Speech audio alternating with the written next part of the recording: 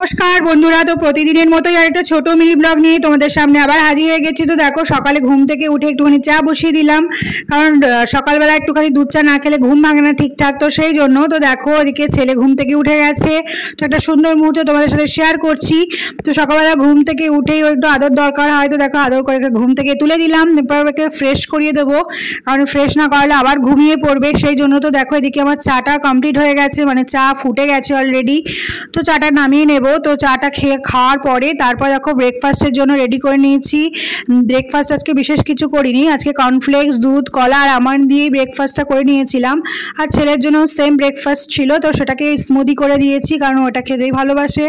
তো দেখো আমার তারপরে স্নান হয়ে গেছে, খাওয়ার পরে জামা কাপড়টা ধুয়ে স্নান করে নিয়েছি। এদিকে পুজোটাও দিয়ে নিলাম কারণ আজকে বৃহস্পতিবার ছিল, ঝটপট পুজো না দিলে হয় না। তো সেই জন্য তো এদিকে দেখো বিছানাটাকেও গুছিয়ে নিয়েছি, আর বিছানাটা অগোছালো হয়েছিল তো সেই জন্য একটুখানি গুছিয়ে নিলাম। রান্না করতে যাব, কারণ রান্না না করলে দেরি হয়ে যাবে, তখন অনেকটাই বেলা হয়ে গিয়েছিল। তো দেখো ছেলেকে বসিয়ে দিলাম খেলা করার জন্য, আর আমি এদিকে রান্না করতে চলে গেছি।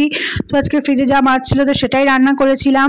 তো দেখো মাছগুলোকে সব বার করে নিয়েছি, বার করে দেখো রান্না চাপিয়ে দিয়েছি। দুপাশে তাড়াতাড়ি করছি কারণ দেরি হয়ে যাবে, নইলে একটা বেজে গিয়েছিল তখন আমি যখন রান্না করি। তো দেখো আমার রান্নাও প্রায় হয়ে গেছে। তো দেখো আজকে কি কি রান্না করেছি সেটা তোমাদের সাথে শেয়ার করছি। তো আজকে বিশেষ কিছুই করিনি, অল্প সামান্য যা ছিল সেটাই রান্না করেছিলাম। তো দেখো সাদা ভাত করেছি, আর এটা হচ্ছে কুমড়ো আলু মাছের ঝোল ছিল, ছেলের জন্য এটা আঝালা ঝোল, আর আমাদের জন্য ছিল ডাল, মুসুর ডাল, এটা ঘন মুসুর ডাল ছিল। আর বাঁধাকপি চচ্চড়িটা ছিল, সেটাই চিংড়ি মাছ দিয়ে একটু ভাজা ভাজা করে নিয়েছিলাম। আর এটা ছিল দেখো চিংড়ি মাছের বড়া, বাঁধাকপিও দিয়েছিলাম এর মধ্যে, একটুখানি বড়া ভেজে নিয়েছিলাম পেঁয়াজ দিয়ে লঙ্কা দিয়ে, এটা বেশ ভালো লাগে খেতে। আর ভোলা মাছের ঝাল বানিয়েছিলাম আমাদের জন্য। আর ছিল দেখো এটা সর্ষে বাটা দিয়ে আর একটু করে নিয়েছিলাম, মাছ ছিল একটা তো সেটা দিয়েই, আর চিংড়ি দিয়ে।